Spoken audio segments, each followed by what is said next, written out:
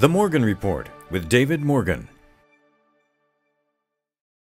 David Morgan with you with the weekly perspective for the week ending 11 May 2018. Well, first article up is from Malden Economics. The global economy is not recovering. Just look at the data. As always, I read this whole thing, and I'm going to try to point out the highlights. This is an article from the Economic Cycles Research Institute. And basically, the first graph up here on the screen, if you're listening to the podcast, you can just imagine a downward slope from left to right. It shows growth rate expansion in percentage terms. And if you look at from 75 to 80, you're at roughly 5%. And then if you look at from 2001 to 2007, we're just over 2%. So we are, in fact, not really doing that well during the longest recovery, or one of the longest recoveries in recorded history for the United States. So it's kind of sad, but this is the reality. There's another chart here that talks about the growth rate, and it shows, of course, subpar. It does show the dropout in the 2008 financial crisis. Then another one that's very interesting is international gross domestic product growth is rolling over. In other words, all three, the United States, the Eurozone, and Japan, are all failing as I speak, meaning that their GDP growth is becoming less and less. And the debt gap means higher interest rates, as we all know. They have been happening. And I think the biggest takeaway from this article, for me at least, was the fact that foreign official central bank holdings of U.S. Treasuries has not increased in 5 years. In fact, the article says, and it's a bit of a misnomer, but it makes the point that foreigners haven't been buying U.S. Treasury for the last 5 years. That's really not true. What is true is that they haven't increased their purchases beyond the level that was 5 years ago. So the question, of course, is who is buying? And the answer, of course, is the Fed is rebuying some of their debt and monetizing it.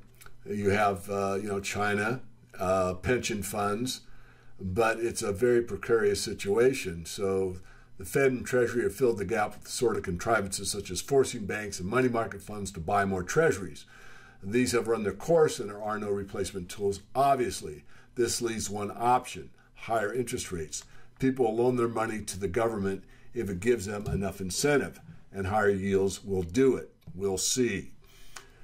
How much higher? We don't know, but it won't take much to further reduce bank lending activity, which will reduce M2 and push the economy closer to recession.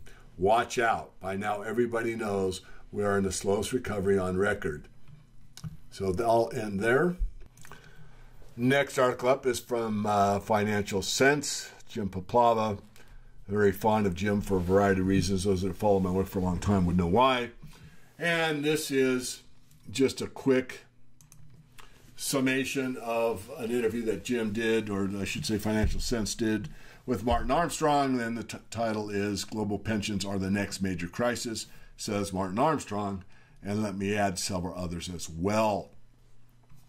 Pension fund in the crosshairs. The Federal Reserve and other central banks lowered rates to such dramatic levels after 2008 that we ended up at the lowest levels in 5,000 years. Since then, the Fed now realizes it needs to normalize, not because the economy is heating up, Armstrong said, but for a very simple reason. Pension funds are going to go bust. That's the next crisis, he said. You can see it coming. It's like a train coming down the tracks. Pension funds generally need 7 to 8% returns to break even. And buying 10-year bonds at 3% means they're locking in guaranteed losses. Going forward, these losses will continue to grow and eventually lead to some form of bailout. I'm not going to belabor it. I think a lot of us know this. He talks about CalPERS and some of the other pension funds, and the whole interview is available if you subscribe at financialsense.com. And I would certainly recommend it. If you're involved in these markets, that would probably be a well use of your time and money. And so I will move on. I'll talk about one more article before I move into the metals. This is from Capitalist Exploits. a site I don't go to often. It's a very good article. The USD, the US dollar, a collapsing star, ... and a journey to hell. The article starts off naming that the dollar is still the reserve currency of the world. 64% of central banks' foreign reserves are made by the US dollar. More than a third of the world's GDP comes from countries with their currencies pegged to the dollar. Over 85% of global foreign exchange trade involves the US dollar. 39% of the world's debt is denominated to the dollar. And then the article goes to the bearish arguments, and I won't name them all, and then the bullish arguments, and then, of course, talks about dollar repatriation coming from like overseas or the Caymans or wherever some of the dollars were held offshore, and then the short positions, that have been in the dollar for a very, very long time. And I just want to get to the bottom line on all this article, because I really think that it is very interesting. The summation surmises everything that he wrote about. So first of all, he has a statement here that contagion starts with the weakest links in the chain, just like pulling a loose thread on a sweater, and soon the whole thing unravels. But better said, under that, when the point-and-shoot crowd realizes they're overweight emerging markets and emerging market currencies, the selling will be indiscriminate, which will set off the algos, or the algorithms, programmed to sell anything exhibiting volatility beyond some predetermined metric. And as those circuit breakers trigger, there won't be enough dollars to meet the demand. It feels right now like we have a perfect setup for what nobody expects, a much, much higher dollar. So very interesting title. The conclusion at the bottom is different than the title. He makes a very solid argument here about what I just read, basically the emerging markets and what that would mean for the dollar. And right now the dollar has been showing a great deal of weakness over the last year or so. I don't have a chart in front of me, but it's been weak. But yet it has been bouncing here, and of course gold has been falling off. So I'll leave it at that. Again, this is Capitalist Exploits, and I recommend you look at the article for yourself. So I want to conclude with the precious metals, and this comes from my, I'll call him good friend, certainly a friend, and that's Franklin Sanders, the money changer, and he puts out some market commentary more often than I. And this one I think is important because very few people, I think, are aware of this, but he's Southern, and he writes as a Southerner. You all need to know, so you need to know about a referendum in Switzerland. According to the Swiss National Bank, the sovereign money initiative to be voted on in June aims at a fundamental reform of the Swiss monetary system. In a nutshell, the initiative asks that the creation of money and the granting of loans be separated by barring commercial banks from creating deposits through lending. According to the initiative's promoters, the Swiss National Bank should be the sole organization authorized to create money.